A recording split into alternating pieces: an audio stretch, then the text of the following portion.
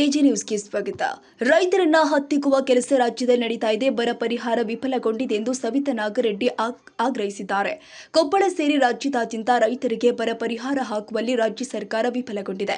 ರೈತರು ಕಷ್ಟದಲ್ಲಿ ಇದ್ರೂ ಕೂಡ ರೈತರಿಗೆ ಬರ ಪರಿಹಾರ ಹಾಕೋದ್ರಲ್ಲಿ ಬೇಕಾಬಿಟ್ಟಿಯಿಂದ ಬರ ಪರಿಹಾರ ಹಾಕಿದ್ದೀರಿ.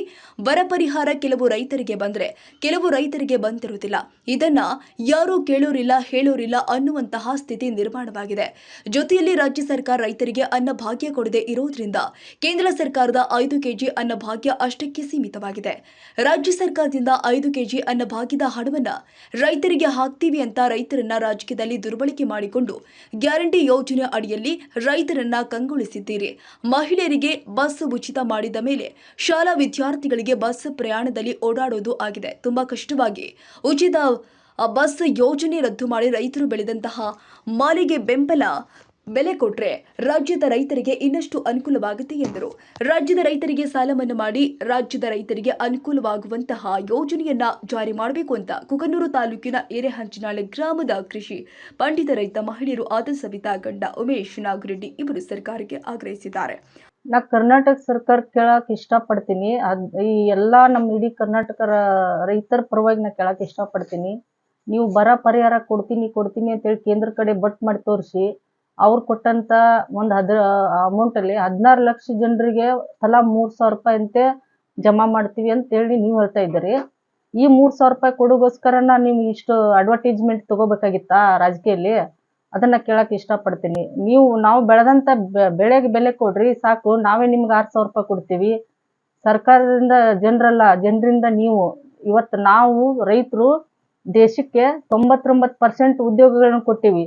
ಪ್ರತಿಯೊಬ್ಬೊಂದು ದೇಶದಲ್ಲಿ ಊಟ ಮಾಡ್ತಕ್ಕಂಥ ಎಲ್ಲರಿಗೂ ಊಟ ಕೊಟ್ಟಿವಿ.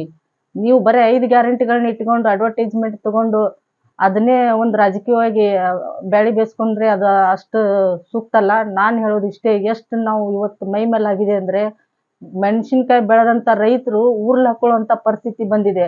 ಹಾಕಿದ ಬಂಡವಾಳ ಇಲ್ಲ, ಮಾರ್ಕೆಟ್ನಾಗ ಅದ್ ಮಾಲ್ ಇಡಕ್ ಜಾಗೂ ಇಲ್ಲ, ಅದನ್ನ ಮತ್ತೆ ಮಾರಿ ನಾವು ಸಾಲ ಹರ್ಕೊಳಕ್ ಯಾವ್ದನ್ನೂ ಉಪಯೋಗ ಇಲ್ಲ.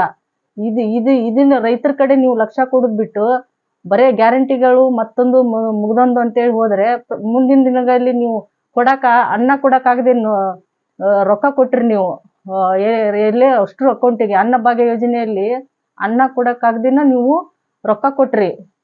ರೊಕ್ಕನ ಪ್ರಿಂಟ್ ಮಾಡ್ಬೋದು, ಅನ್ನನ ಪ್ರಿಂಟ್ ಮಾಡಕ್ಕಾಗತ್ತಾ? ಅಲ್ಲೇ ನೀವು ತಿಳ್ಕೊಬೇಕಾಗಿತ್ತು. ನಾವು ಕೊಟ್ಟಂತ ಗ್ಯಾರಂಟಿಯಲ್ಲಿ ರೈತರ ಮಹತ್ವ ಅವತ್ತೇ ಗೊತ್ತಾಗ್ಬೇಕಾಗಿತ್ತು. ನಮ್ಗೆ ಅನ್ನ ಕೊಡಕ್ಕಾಗ್ಲಿಲ್ಲ, ದುಡ್ಡು ಕೊಡ್ತಾ ಇದೀವಿ, ದುಡ್ಡನ್ನ ನಾವು ಪ್ರಿಂಟ್ ಮಾಡ್ತೀವಿ, ಅನ್ನನ ಪ್ರಿಂಟ್ ಮಾಡಕ್ ಆಗಂಗಿಲ್ಲ ಅನ್ನೋ ಮನವರಿಕೆನೂ ಈ ಸರ್ಕಾರಕ್ಕೆ ಇಲ್ಲ ಅಂತಂದ್ರ ರೈತರನ್ನ ಇಷ್ಟು ಕೀಳಾಗಿ ನೋಡ್ತಾ ಇದ್ದೀರಿ. ಮಳೆ ಬರ್ಲಿಲ್ಲ, ಬರ ಪರಿಹಾರ ಕೇಳಿದ್ರೆ ಮಳೆ ಬರಬಾರ್ದಂತ ಬೇಡ್ಕೋತೀರಿ ಅಂತ ಹೇಳ್ತೀರಿ. ಯಾರ ರೈತರು ಹೋರಾಟ ಮಾಡಿದ್ರೆ ನೀವು ರೈತರಲ್ಲ ಅಂತೇಳಿ ವಾದ ಮಾಡ್ತೀರಿ.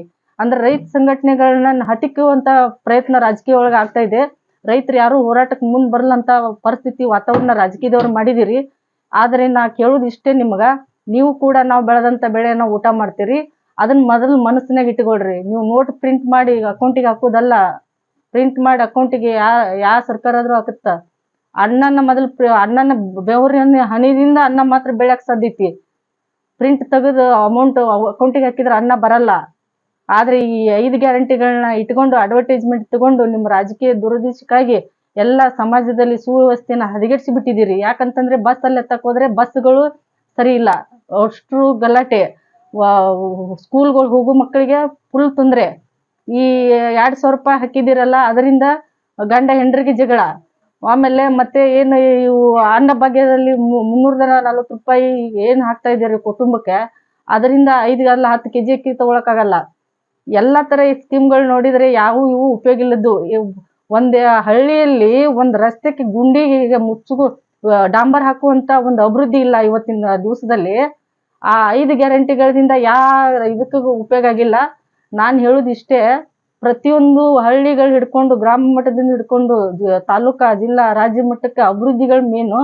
ಮೊದಲು ಅದನ್ನ ಮಾಡೋ ವ್ಯವಸ್ಥೆ ಆಗ್ಬೇಕಂತ ನನ್ನ ವೈಯಕ್ತಿಕ ಅನಿಸಿಕೆ ನಾ ಹೇಳ್ತಾ ಇದ್ದೀನಿ. ಇವತ್ತು ರೈತರಿಗೆ ಎಷ್ಟು ಅನ್ಯಾಯ ಆಗ್ತಾ ಇದೆ ಅಂತಂದ್ರೆ ಈ ಪ್ರತಿಯೊಂದು ಬೆಳೆಗೆ ಎಲ್ಲಿ ಬೆಳೆಯಕ್ಕಾಗ್ತಿಲ್ಲ. ಮನಿಗೆ ಹೋದ ರೈತ ವಾಪಸ್ ಮನಿಗೆ ಬರ್ತಾನ ಅನ್ನೋದು ಇದು ಇಲ್ಲ, ಜೀವದ ಸೆಕ್ಯೂರಿಟಿ ಇಲ್ಲ.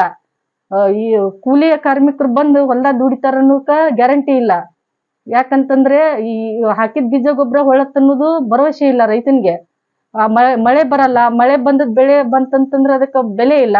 ಬೆಲೆ ಕೊಟ್ರೆ ತಾನೇ ರೈತ ಬದುಕುದು. ಬೆಲೆ ಕೊಡ್ಲಿಲ್ಲ ಅಂತಂದ್ರೆ ನೀವು ಯಾವ ಗ್ಯಾರಂಟಿಗಳನ್ನ ಇಟ್ಕೊಂಡು ಏನ್ ಪ್ರಯೋಜನ? ದೇಶಕ್ಕೆ ಫಸ್ಟ್ ತಿಳ್ಕೊಳ್ರಿ, ದೇಶಕ್ಕೆ 99% ಉದ್ಯೋಗ ಕೊಟ್ಟಿರದ ರೈತ. ಒಂದ್ ಹಣ್ಣಿನ ತರಕಾರಿ ಹಿಡ್ಕೊಂಡು ಒಂದು ಫುಡ್, ಮತ್ತೊಂದು ಮುಗ್ದೊಂದು ಮೊಟ್ಟೆ, ಹಾಲು, ಅನ್ನ, ಎಲ್ಲಾ ಉತ್ಪನ್ನಗಳಿಗೆ ಒಂದು ಅನ್ನದ ಫಸ್ಟ್ ಅನ್ನ ಇಲ್ಲದೆ ಯಾವ ಉತ್ಪನ್ನಗಳನ್ನು ಇಲ್ಲ. ಇವತ್ತು ಏನೋ ಇವತ್ತು ದೇಶ ನಿಂತಿದೆ ಅಂತಂದ್ರ ರೈತರ ಮೇಲೆ ನಿಂತಿದೆ ಹೊರತು ನಿಮ್ ಮೇಲೆ ನಿಂತಿಲ್ಲ. ನಿಮ್ 5 ಗ್ಯಾರಂಟಿಗಳು ಇಟ್ಕೊಂಡು ನೀವು ಸಾಧನೆ ಮಾಡಕ್ ಹೊಂಟಿರಿ, ಅದನ್ನ ದೊಡ್ಡದಲ್ಲ. ಪ್ರತಿಯೊಬ್ಬ ದೇಶಕ್ಕೆ ಪ್ರತಿಯೊಬ್ಬರಿಗೂ ಅನ್ನ ಊಟ ಆಗ್ತಾ ಇದನ್ನಲ್ಲ ರೈತ, ಅದನ್ನ ಫಸ್ಟ್ ನೀವು ತಿಳ್ಕೊಬೇಕಂತ ನಾ ಸರ್ಕಾರಕ್ಕೆ ಹೇಳ್ತಿದ್ದೀನಿ. ನೀವು ಬರ ಪರಿಹಾರ ಮತ್ತೊಂದು ಮುಗ್ದೊಂದು ಅದನ್ನಲ್ಲಿ ಮೂಗ್ ತೋರ್ಸೋದ್ ಬಿಟ್ಟು ಬೆಳೆದಂತ ಬೆಳೆಗೆ ಪ್ರತಿ ಬೆಳೆಗೂ ಬೆಂಬಲ ಬೆಲೆ ಕೊಡ್ರಿ ಸಾಕ. ಪ್ರತಿ ಬೆಳೆಗೆ ಬೆಂಬಲ ಬೆಲೆ ನೀವು ಕೊಟ್ಟಿದ್ದೆ ಕರೆ ಆದ್ರೆ ಇಡೀ ಕರ್ನಾಟಕ ಸರ್ಕಾರಕ್ಕೆ ರೈತರು ನಾವೇ ಕೊಡ್ತೀವಿ ನಿಮ್ಗೆ 6,000 ರೂಪಾಯಿ. ಮತ್ತೆ ನೀವು ಇದನ್ನೇ ಮುಂದಿನ ದಿನಗಳಲ್ಲಿ ರೈತ ಸಂಘಟನೆಯನ್ನು ಹತ್ಕುವಂತ ಪ್ರಯತ್ನಗಳು, ಅವ್ರ ಮೇಲೆ ಹಾಕುವಂತ ಭ್ರಷ್ಟಾಚಾರಗಳ ಆರೋಪಗಳು, ಮತ್ತ ಅವರ ಹೋರಾಟಗಳಲ್ಲಿ ಹತ್ಕುವಂತ ಕೆಲಸಗಳನ್ನ ಈ ತರ ಮಾಡೋದ್ರಿಂದ ಒಂದ್ ಸಂಘಟನೆ ಇದ್ದಲ್ಲಿ ಒಂದು ಅಭಿವೃದ್ಧಿ ಇರುತ್ತ ಅಂತ ನಾ ಹೇಳಕ್ ಇಷ್ಟಪಡ್ತೀನಿ. ತಾಜಾ ಸುದ್ದಿಗಾಗಿ ಎಜೆ ನ್ಯೂಸ್ 24x7 ಗೆ ಸಬ್ಸ್ಕ್ರೈಬ್ ಮಾಡಿ ಮತ್ತು ಬೆಲ್ ಐಕಾನ್ ಒತ್ತಿ ತಪ್ಪದೇ ಲಿಂಕ್ ಶೇರ್ ಮಾಡಿ.